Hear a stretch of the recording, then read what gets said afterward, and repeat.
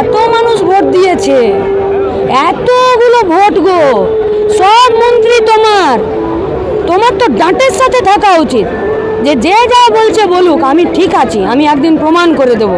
তাহলে নোটিশ পাঠানোর কি দরকার? মিথ্যে মামলায় তলব করেছে। ডিওয়াইএফআই এসএফআই অ্যাডভার একটাই দোষ যে ওরা মৃতদেহের গাড়িটা আটকে দিয়েছিল। ডিওয়াইএফআই এসএফআই অ্যাডভার একটাই দোষ, সেমিনার হল ভাঙা বন্ধ করেছিল। ডিওয়াইএফআই এসএফআই অ্যাডভার একটাই দোষ যে গোটা রাজ্যের মানুষের কাছে এই দুর্নীতিকে, এই অপশাসনকে, এই রেপকে, এই মার্ডারকে আমরা এনে দিয়েছিলাম। আজ গোটা রাজ্যের মানুষ রাস্তায় আছে তার শাস্তি দিতে, তার সাজা দিতে। ওরা মিথ্যে মামলা সাজিয়েছে, আমরা বিচার চাইতে, ওদেরকে সাহায্য করতে আমরা যাবো। আজ গোটা রাজ্যের মানুষ বলছে ধর্ষণ হয়েছে, রেপ হয়েছে, অথচ যে প্রিন্সিপাল তাকে অ্যারেস্ট করতে পারছে না, বরং তাকে একবার ন্যাশনাল মেডিকেল কলেজ, একবার এখানে, একবার সেখানে, একবার স্বাস্থ্য দপ্তরে স্বাস্থ্যমন্ত্রী শুধু পাল্টি করে বেড়াচ্ছে, বলছে তুমি এখানে যাও, তুমি ওখানে যাও। দোষীদেরকে শাস্তি দিতে চাইছে, সুপারকে কিসের জন্য সরিয়ে দিলেন? বাকি ডাক্তারদেরকে কেন সরিয়ে দিচ্ছেন?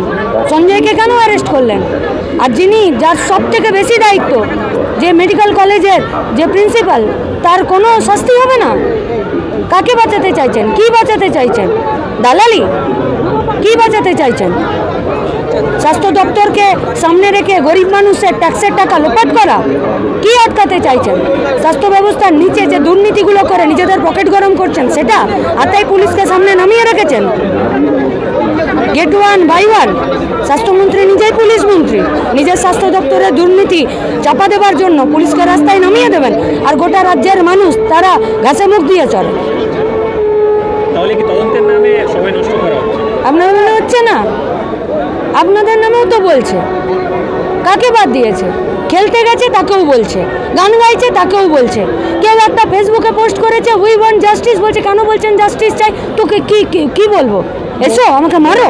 মমতা ব্যানার্জির নামে যদি কোনো প্রচার করে ফেসবুকে বা টুইটারে, কোনো সঙ্গে সঙ্গে তাকে নোটিশ পাঠানো। কেন ভয় পাচ্ছেন? এত মানুষ ভোট দিয়েছে, এতগুলো ভোট গো, সব মন্ত্রী তোমার তো ডাঁটের সাথে থাকা উচিত যে যে যা বলছে বলুক, আমি ঠিক আছি, আমি একদিন প্রমাণ করে দেব।